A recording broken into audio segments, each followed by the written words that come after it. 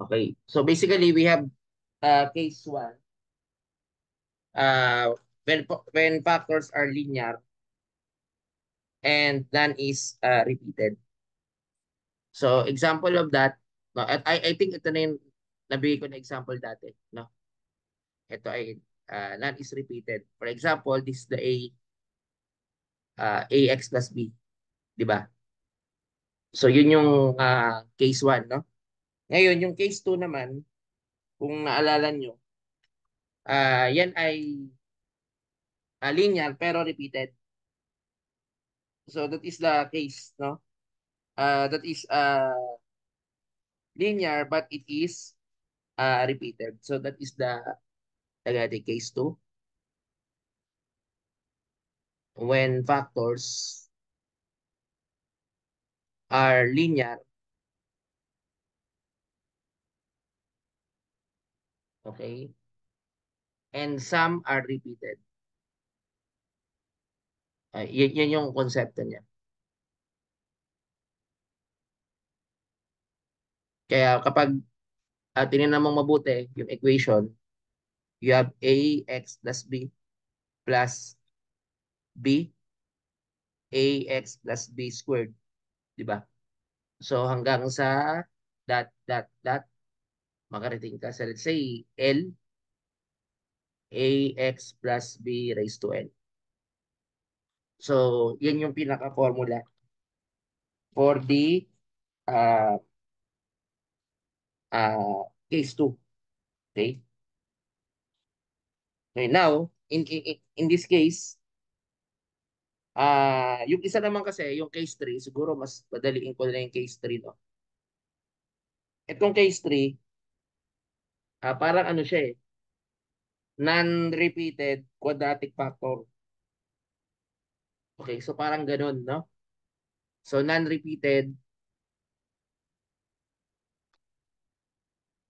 quadratic factor. Okay, yun yung pinaka-concept niya.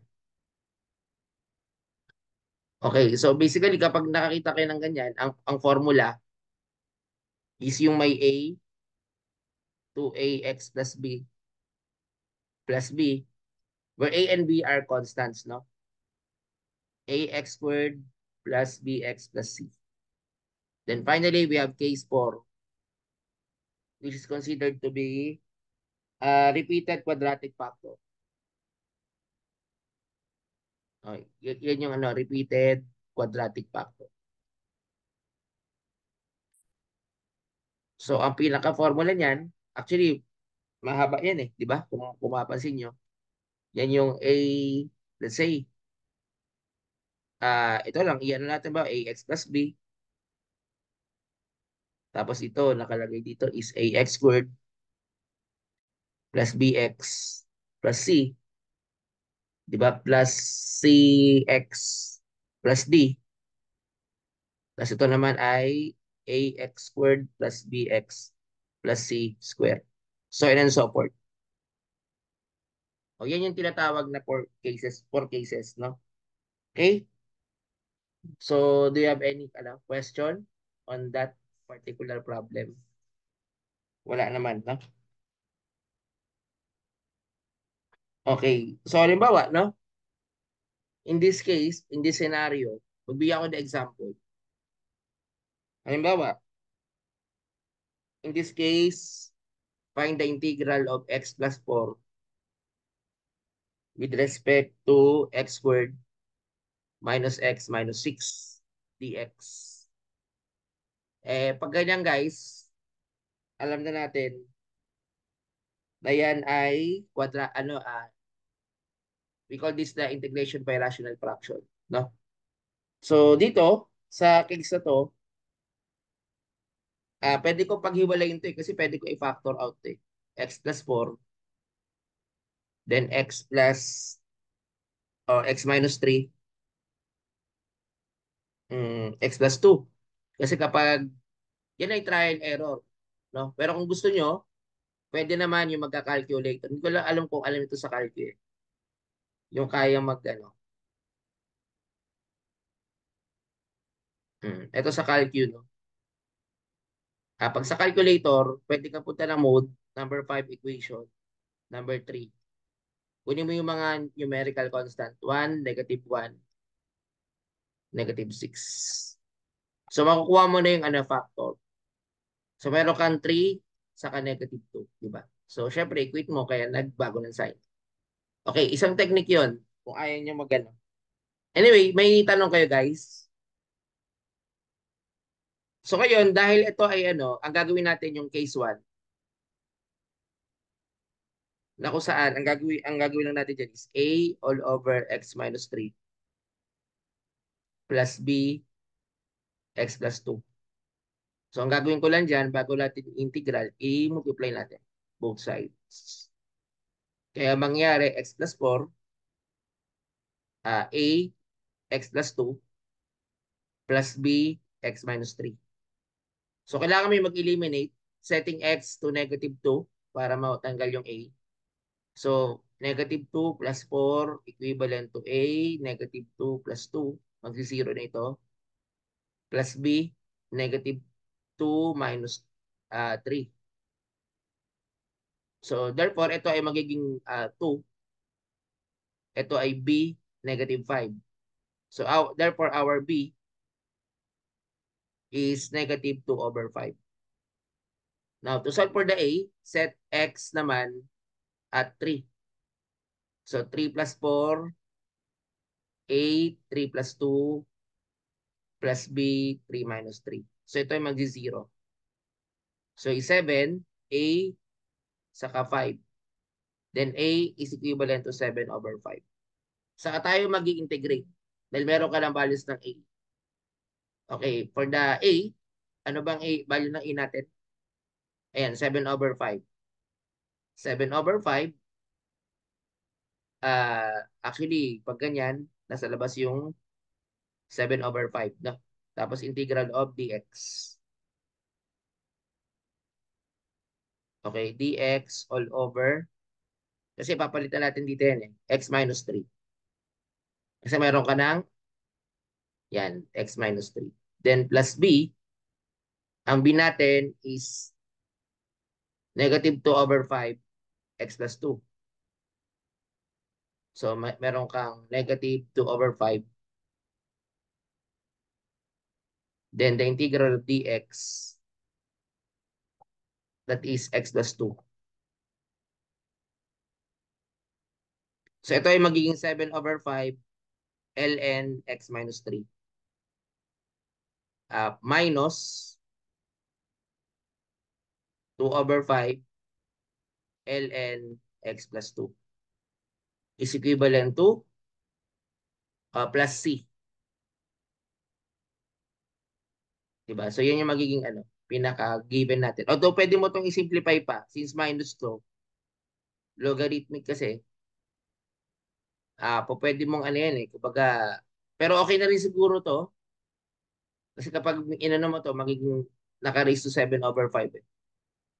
O magiging ano yan eh. Kumbaga, pero okay na tong answer na to. Final answer would be this one. Okay? May tanong kayo guys? Nakuha ba? Nakuha? Paki-thumbs up kung nakuha. Yan yung ano, isang example. No? Okay. Ano pa ba yung iba na po pwede? Ito guys, may nakita ko example. Halimbawa, ito. Find the integral of 2x squared minus 6x plus 5. So medyo pag mga ganyan ang datingan ng ini-integrate natin, eh baka ano na yan. Hindi na to uubra doon sa ano. Pero parang po pwede no, tingnan natin. 6x squared plus 11x minus 6. Parang pwede to. Pero, pwede to. Oo. Pero isolve natin by partial fraction since we are discussing partial fraction. Pero pwede to sa normal integration. Kasi mag-deletyo ka, ito lalabas eh. So po pwede. No? Pero syempre dahil we are studying partial fraction, isasolve ko to by partial fraction. So ito kailangan ko paghiwalayin. So pwede akong gumamit ng calculator para malaman ko yung ano. Punta ka ng mode number 5. Number 4. Lagay ko yung mga numerical values. 1, negative 6, 11, saka negative 6. So ito yung mga given. 1, 3, 2. 1, 3, 2. So meron kang x minus 1,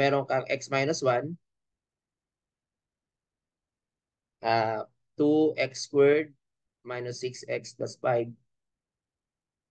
Meron kang x minus 1, x minus 2, ano pa ba? X minus 3. Pero syempre, pag ganyan, equate mo yan eh, di ba? I-equate natin yan dito sa kabila. No? So therefore, using this formula, alam naman natin, kapag ganyan, ang gagawin lang naman dyan is ganito. Gagawing A all over x minus 1 plus B x minus 2 plus C x minus 3. Oh, so basically, ganun ang lalabas. No?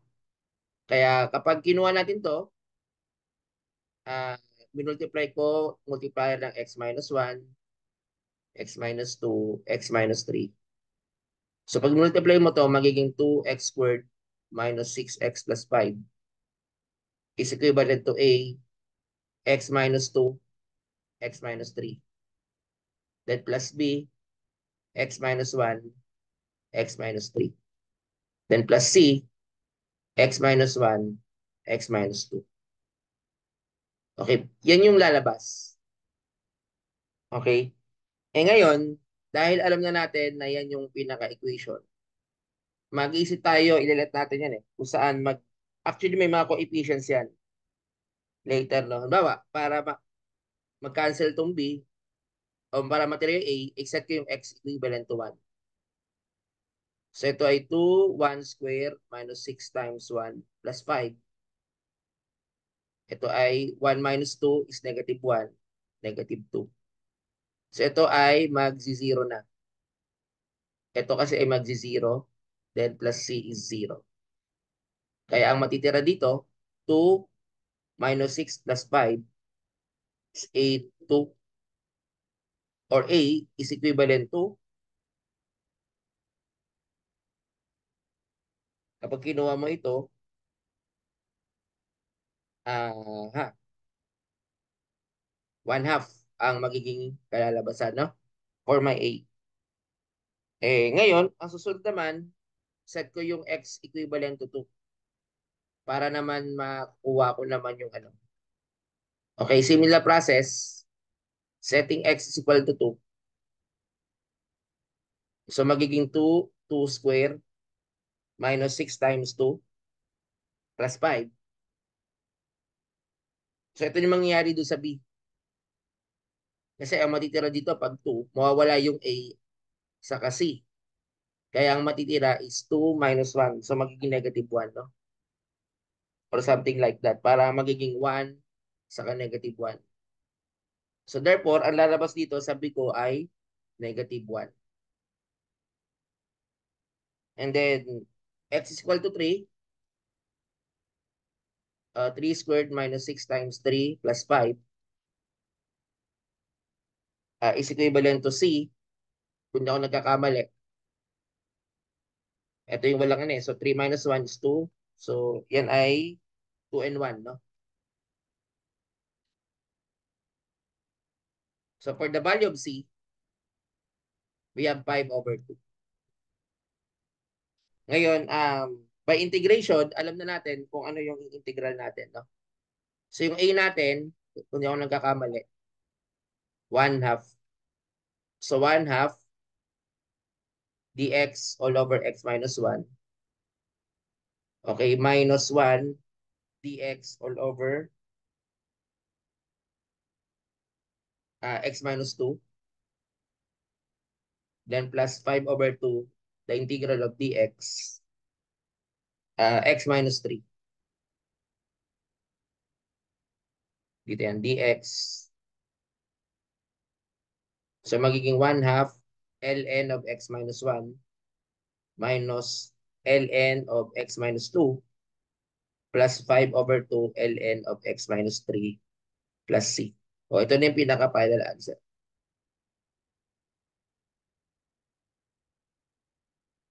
Okay, nakukuha ba guys yung integration by partial fraction? Mm.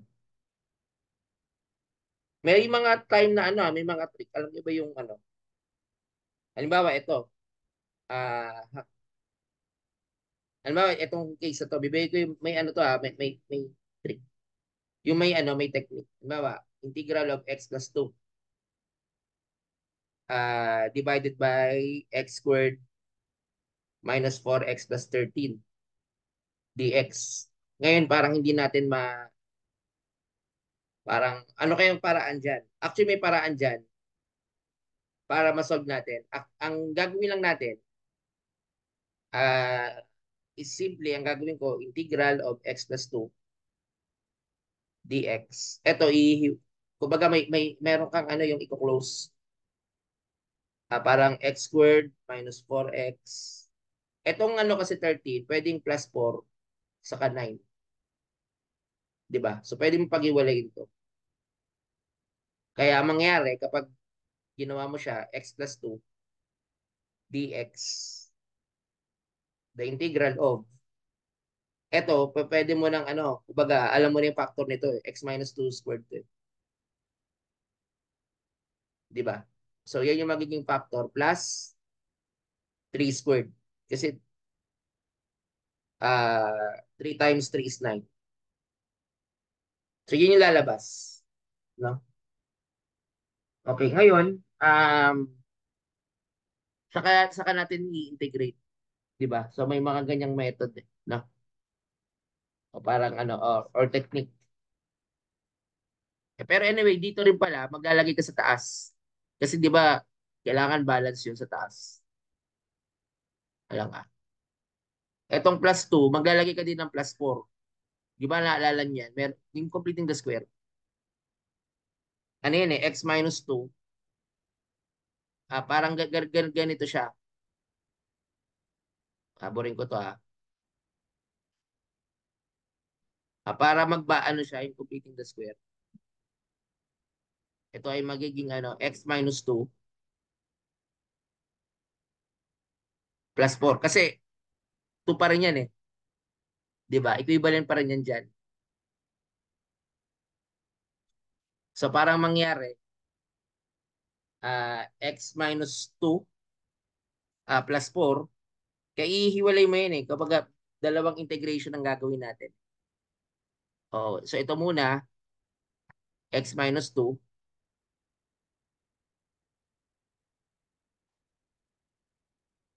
Okay, x minus 2.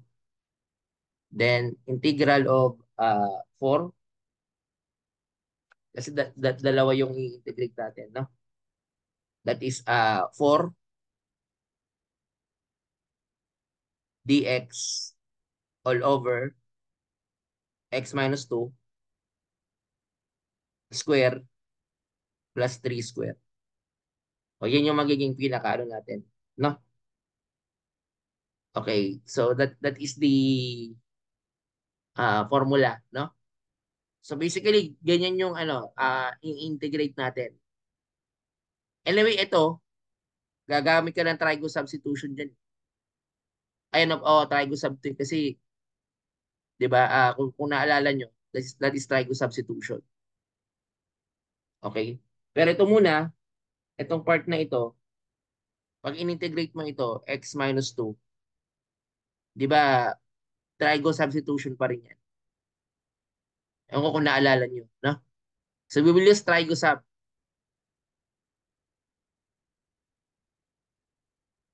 Since x squared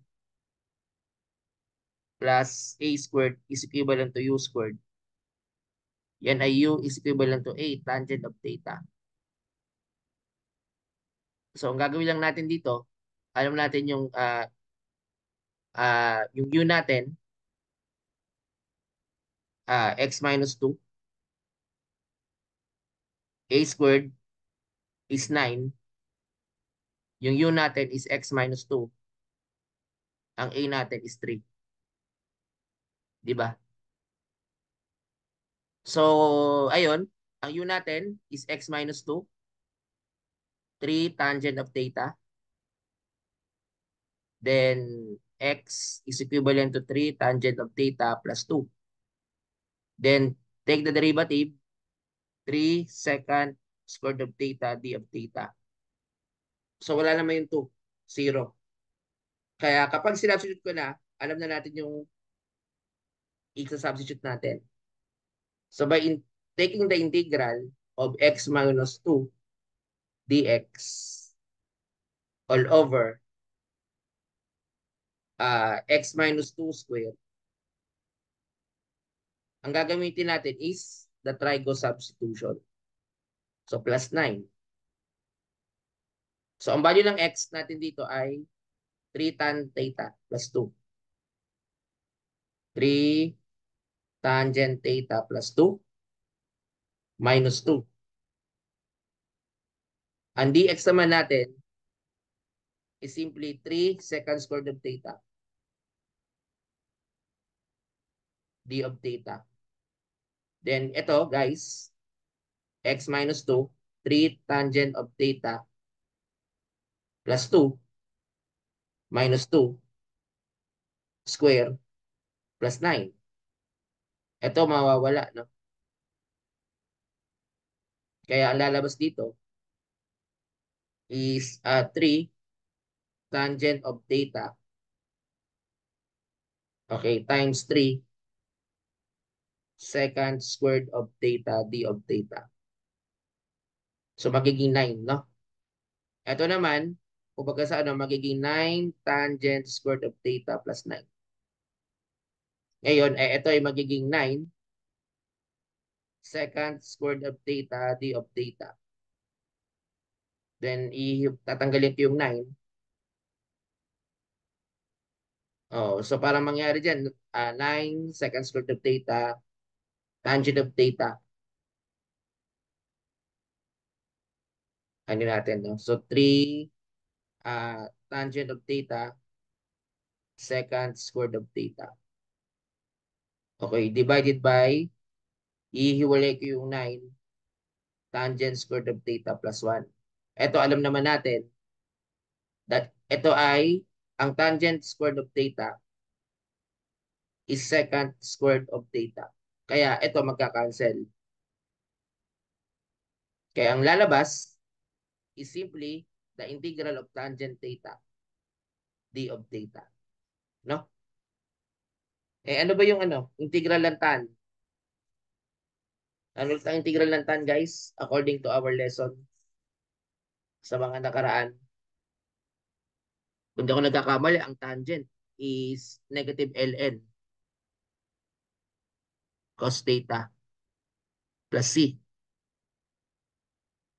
Kaya ang gagawin lang natin dyan is by simply taking the theta, so that would be negative ln. Pero kailangan natin gamitan ng triangle ulit kasi nga trigo substitution.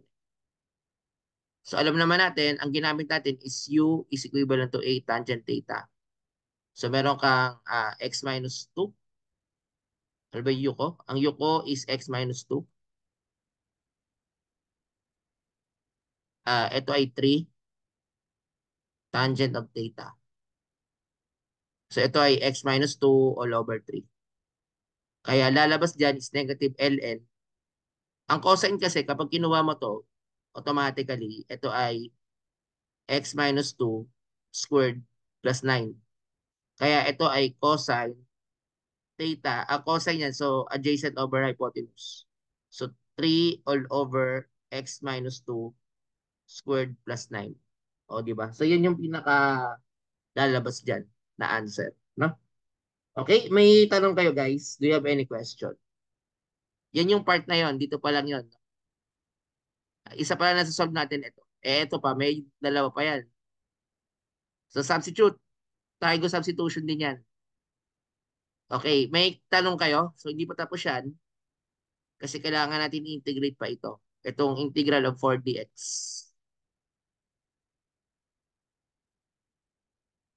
That is, kung di ako nagkakamali, yan ay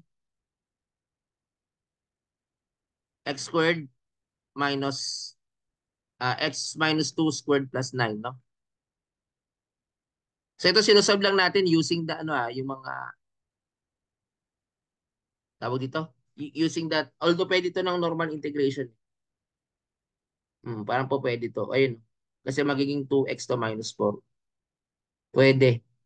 Pero syempre, we need to solve it. Okay, so dx, ang dx kasi natin is simply 3 second squared theta, d of theta. 3 second squared of theta, d of theta. No? Yan yung aking dx. Tapos, ito naman, 3 tan theta minus 2. Kasi yung x natin, ha, x minus 2 di ba? So that would be, ang u natin is x minus 2. So 3 tan theta minus 2 square.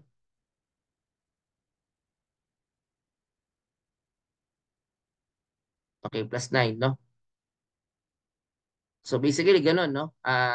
I-integral mo yan, no? Yung x natin is 3 tan theta minus 2. Okay? So ngayon, as we already know, magiging ano to, 4 times 3 is 12 second squared of theta, d of theta, magiging uh, 3 tangent theta minus 4 square plus 9. Eh kapag ganyan, magiging 9 theta yan, di ba? Minus 16. So parang mangyari is, pwede natin gamitin pa rin yung kanina, yung ginawa natin kanina, no? As you notice, in this case, uh, gaya ng ginawa natin dito, naglagay lang tayo ng ano. So ito, dx. Kung hindi ako nagkakamali, yan ay ano, pag in-integrate mo to, kasi ito, substitute mo lang ito, 3 tan theta. Ay, this 3 tan theta pala, sorry. Meron na pala. So 3 tan theta square. Kaya nga, burin ko lang to. 3 tan theta square. By applying the formula, 3 tan theta square plus 9.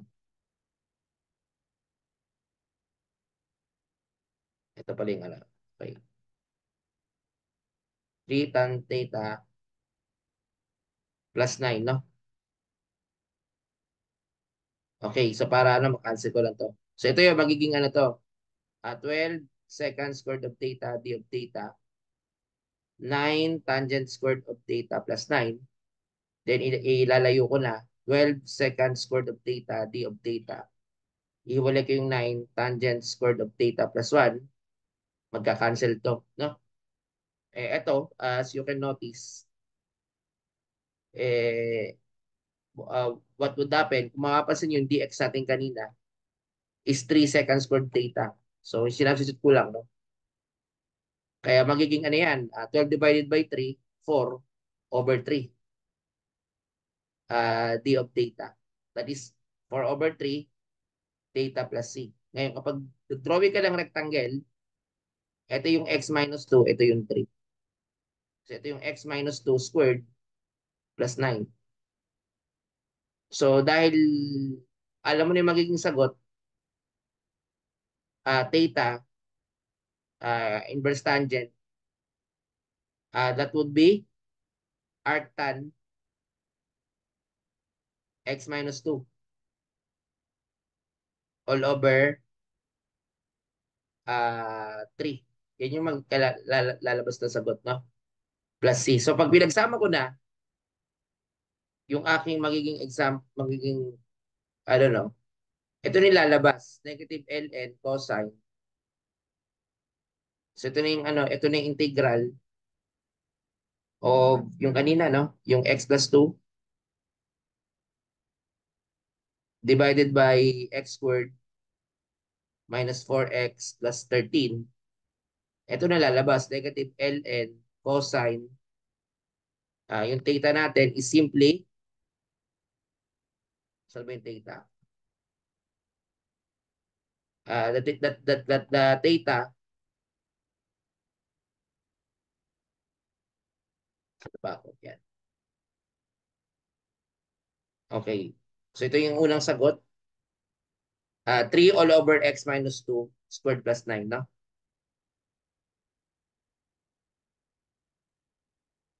Okay, plus 9 plus 4 over 3 arctan.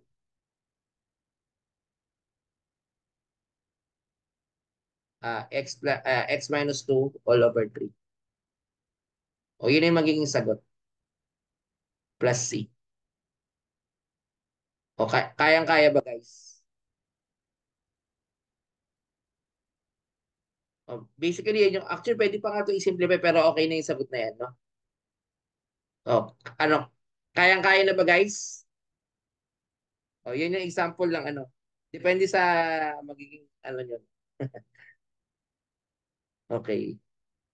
So, pwede na natin iwan yung integration by rational fraction, no? Okay na yan, no? Kasi mahahaba talaga ito eh.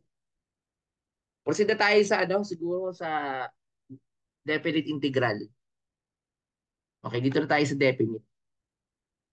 Yung definite integral, kumbaga nandito yung may mga unit, meron na siyang ano, application. Halimbawa, yung tinatawag na Wallis formula. Bibigay ko yung pinaka ng Wallis formula, no? Definite integral. Ibig sabihin ng definite integral, merong limits. Okay, dito na tayo sa ano, definite integral. Okay, pag sinabing definite integral, meron ka ng limits o isa-substitute. Kasi yung ginagawa natin is indefinite, no? So dito, automatic magkakaroon na tayo ng ano, summation kasi ang integral eh, guys. So magkakaroon ka ng limits, the definite integral. So meron siyang ano, parang ang definition niya is a to b f of x dx from a to b and is denoted as by the symbol, no? So from a to b f of x dx. So yan yung definite integral. Meron na siyang limits. Okay?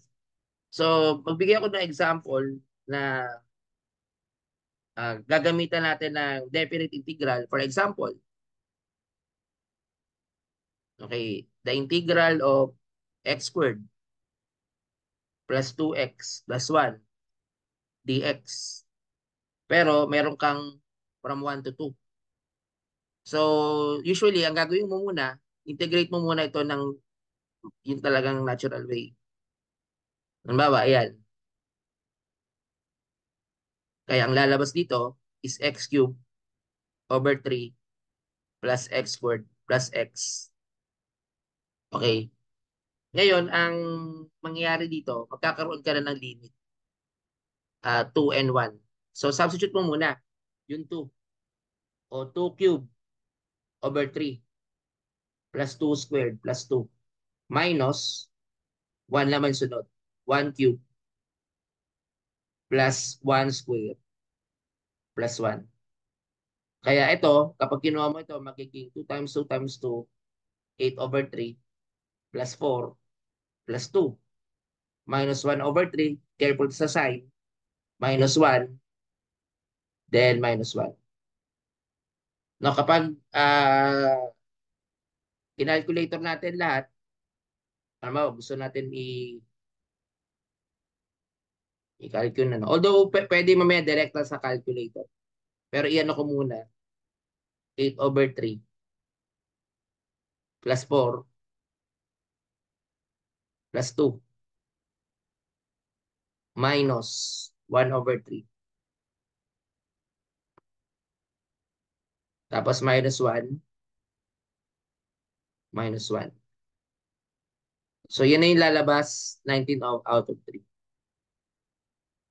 Or, pwede nating idirekta sa calculator. Paano? Punta ka ng integral, tapos ilagay mo dito yung x squared alpha x squared. Mas maganda naka-radian mode ka na para kapag trigonometry, wala nang problema, no? So, kopyahin mo lang ito, lagyan mo lang limits, yung from 1 to 2. So, ganito yung makukuha mo na answer. O, di ba tama? 19 out of 3. Nakuha guys, yung definite integral. So, laging ganun ang definite integral, sina-substitute. Did you get it? Nakakuha naman. No? Okay, so yun yung ano, kumbaga, theorem sa definite integral. May limit ka lang. Halimbawa, ito guys. Ito, di ba, meron kang 0 to 6. 4 plus 2x dx. So usually, ginagawa natin, nag-letyo ka. 4 plus 2x. The derivative is 2 dx. So, divided by mo to, meron ka 1/2 du dx. So, pwede mo tong integrate provided na meron kang normalizing factor. So, 1/2, itong 4 plus 2x, maglagay ka dito ng 1/2 plus 1, 1/2 plus 1. So, ito ay magiging 1/2 4 plus 2x, 3 over 2, 2/3. Ito, di-reciprocate ko na. Ngayon, automatically, mawawala ito eh. Hindi ako nagkakamali. Mawawala itong 1/2. Kaya ang lalabas dito is 4 plus 2x raised to 3 over 2 over 3. O parang ganyan lalabas din.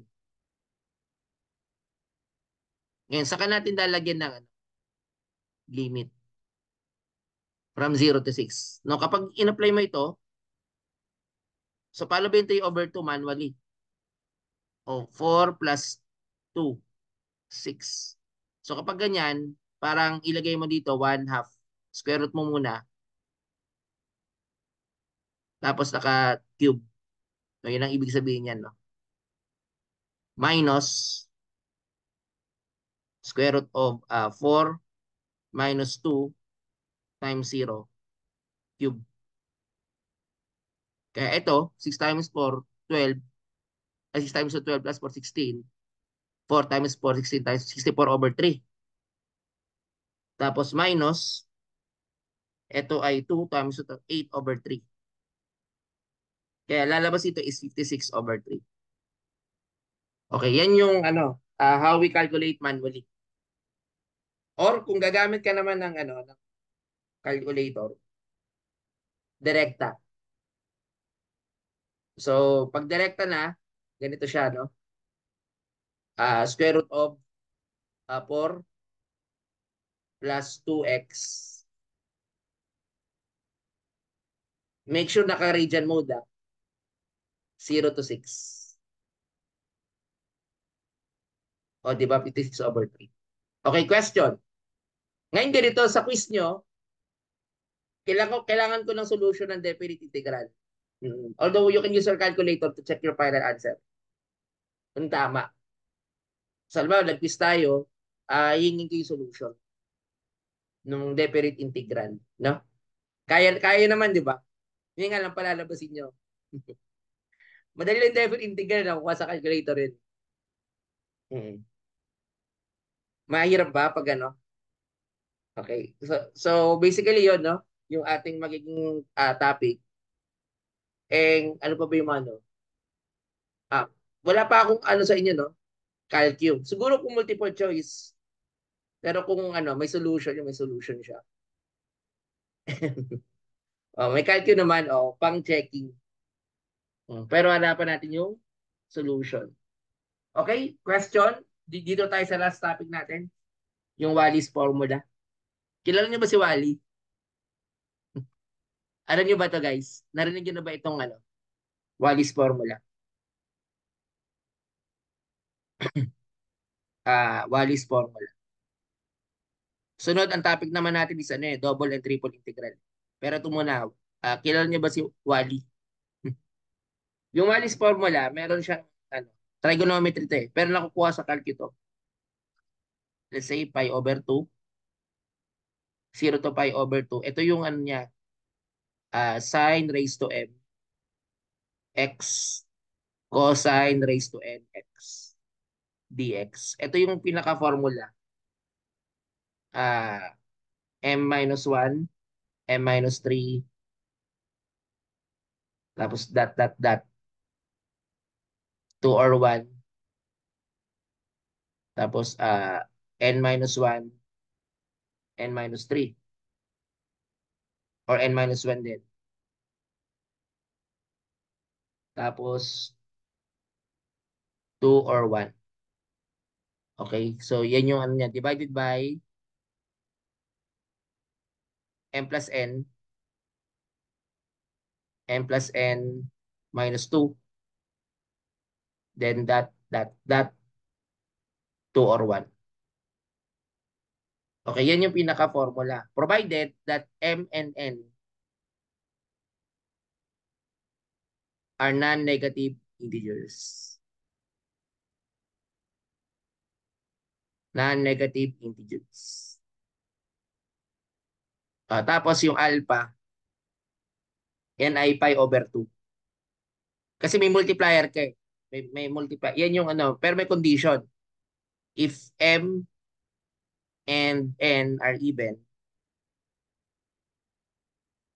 then ang alpha mo ay 1 kapag if either 1 or both are odd. O yan yung mga condition. Okay. So basically, ganyan yung ano, pinakagagawin natin. No? Mag-solve tayo ng mga problem. No? Halimbawa, sa problem na ito, papa-integrate ko, pero gagamitin ko rin ng calculator. No? The integral of 0 to pi over 2, 0, sine raised to 4x, cosine squared x, dx. Ngayon, ano ba yung m natin? Yun yung 4. Ang n natin, yun yung 2. So, ito ay even. So, meaning to say, ang aking multiplier ay pi over 2. Later, no, gagamitin natin yan. Ang formula kasi, pag ganyan, guys, di ba meron kang m minus 1? Kung na-recall nyo, m minus 1, then m minus 3, hanggang sa makarating ka sa ano, hindi ka magzi-zero. Then n minus 1, something like that. No? Etc. No? So parang ganyan ang mangyayari. Ngayon, ang gagawin ko, ito kay 4 minus 1. So 4 minus 1 is 3. 4 minus 3. So hanggang dyan na lang kasi lalagpas ka na ng ano, 5. Kaya meron ka ditong ano, meron ka ditong multiplier dyan eh. So meron ka ditong 3 sa 1. Tapos yung n naman, 2 minus 1. So 1.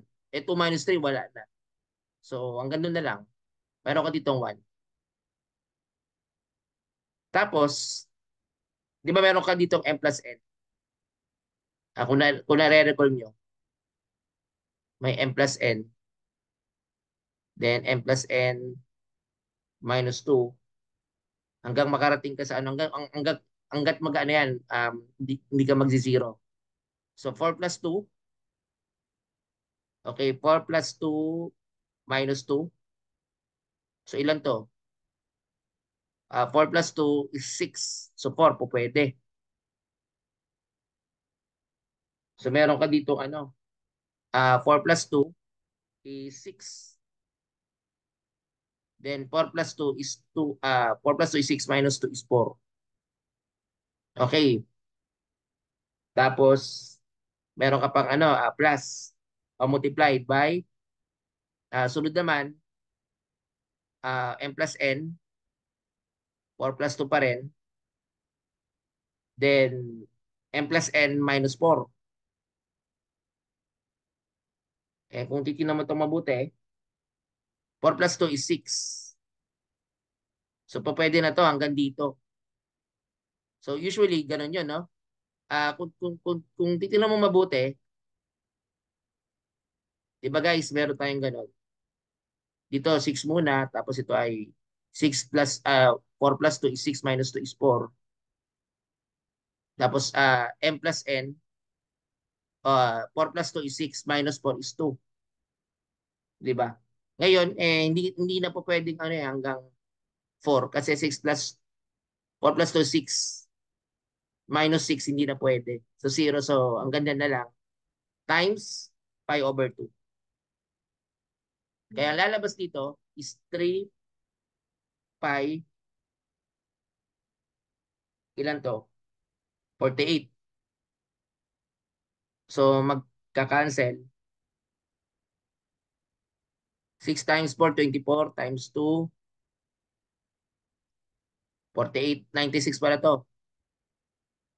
So 96 divided by 3, 32.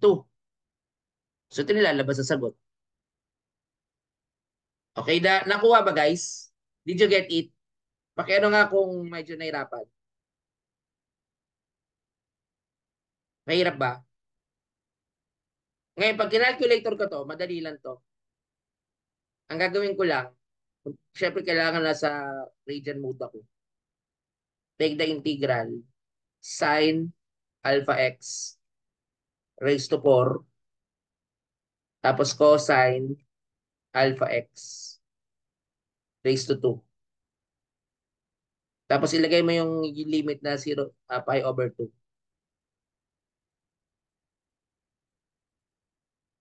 Then 0.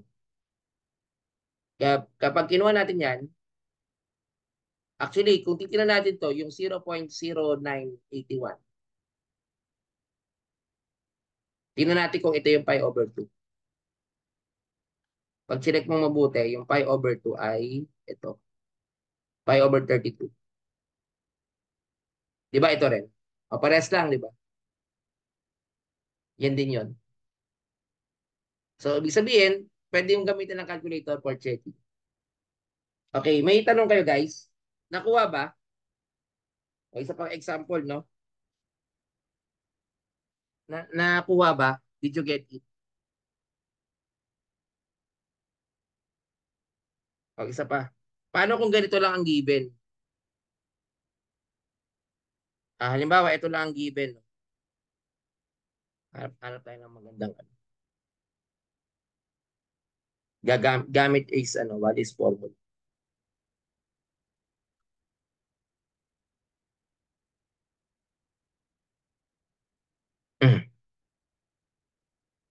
Mhm.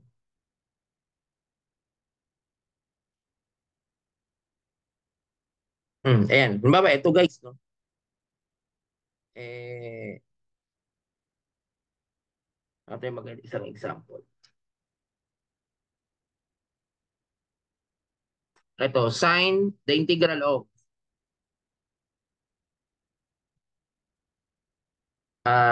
pi over 2. 0 to pi over 2. Sine raised to 5x dx. So kapag ganyan, ang m mo agad ay 5. N mo ay 0. Wala ka namang cosine.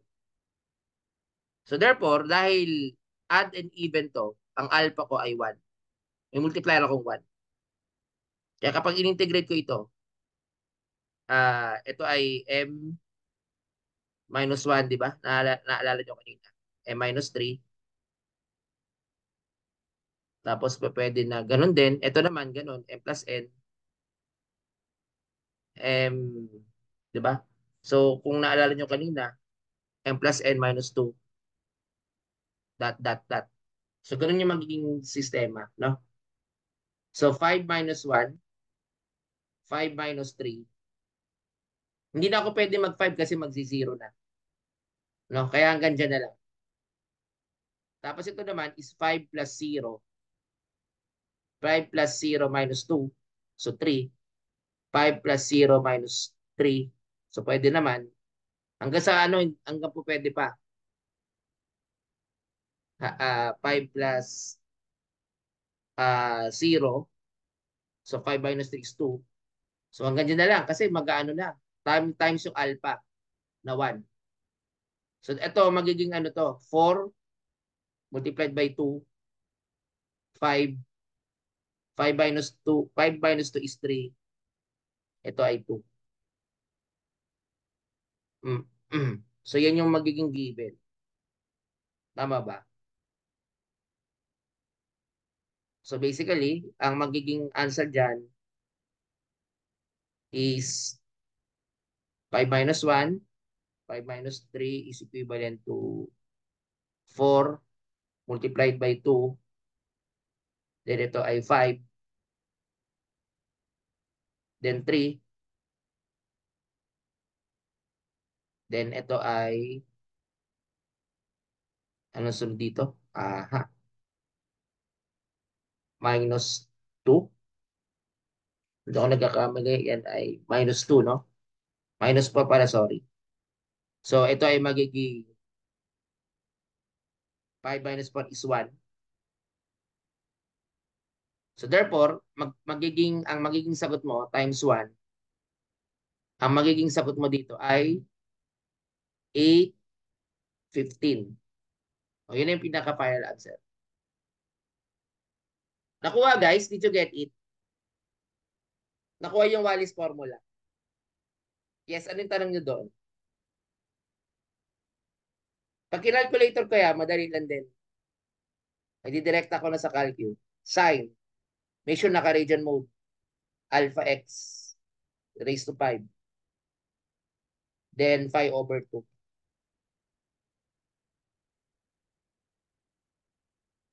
0.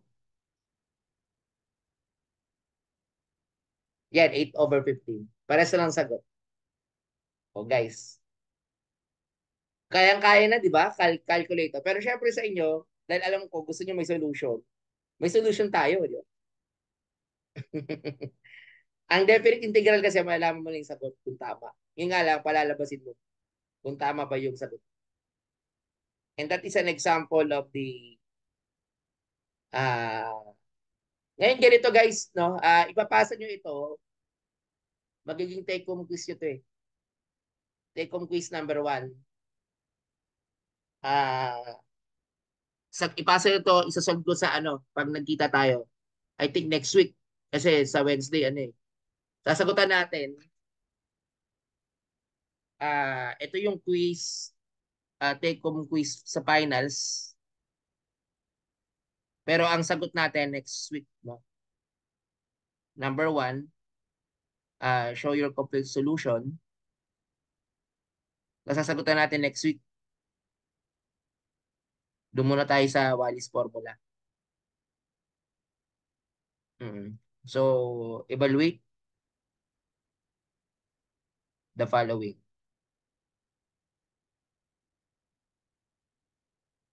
So, the integral of show your complete solution, no?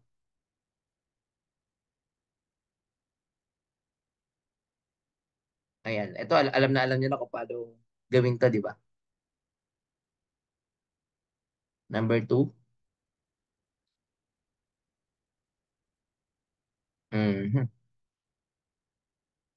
2 and 1. 3x squared minus 2x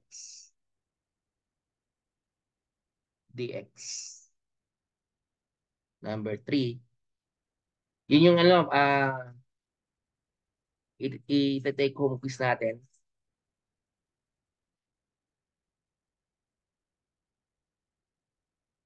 Ito naman is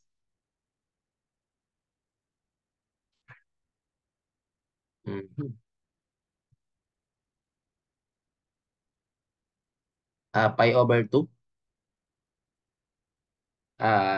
0 sine of square x cosine x dx.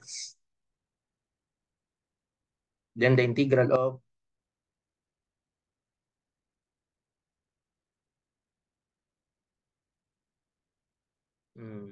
Pi over 2 sine raised to 7 x dx. The number 5, ito yung may integration by rational fraction. Hanap lang ako ng isang example.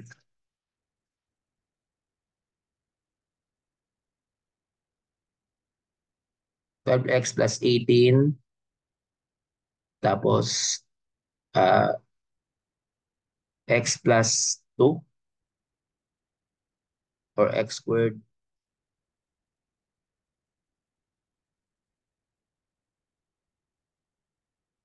x squared plus 6x. Tama ba? Okay. Then x minus 1. Okay, yan yung pinaka ano, take home quiz nyo. Sasagutan natin yan sa susunod na meeting. Pagkita natin. Okay, may tanong kayo guys. O, yan yung ano, paki-screenshot. Pero iaano ko na rin dun sa ano, take home quiz. Ilalagay ko, no? Ang submission nito sa ano, next week ng April 15. Okay, may tanong kayo guys. Do you have any question? Kayang-kaya, no? Show you complete solution, di ba? Mm-mm. Ano, wala kayong tanong guys. Okay, ang next topic natin will be double and triple integral. Tapos magpo-proceed na tayo sa application, yung finding the area. Yung mga area, find the uh, analytic geometry yun eh. Yun yung marami sa ano, application ng integral. Area, volume. Sige, pero daanan ko muna tong ano, double at triple integral para magkaroon ka na idea kung paano isolve. Any question, guys? May tanong kayo? Yes, Mr. Marcelino. Mm.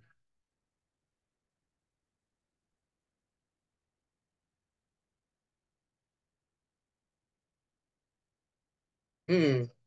Oo, hanggang hindi ka magsisiro. Kasi pag nag-zero ka, zero na 'yon, di ba? So, i-stop ka lang doon sa pinakamaliit na value. Halimbawa, 5 minus 1, 5 minus 3. Eh, di ba pag nag 5 minus 5 ka na, hindi na pwede. So, hanggang 3 ka na lang. Ganon. Mm. Sige, baka may tanong pa kayo. Yun ang ano, yun ang solution talaga. Pero syempre, ako kinakalculate ko na lang yan pag board exam na. Hindi na, pag multiple choice ba, ikakalculate nyo lang o isa-stop nyo pa mano-mano. Kakalculate nyo na lang. Yung maganda sa definite integral, nakakalculate. Anyway, so thank you very much, no? Pwede nang ano siguro, you may now start answering yung ating take-home quiz. Then, kung wala na, ay pwede na siguro. Oo. So, see you on Monday. Wala namang pasok sa Wednesday. Thank you and God bless.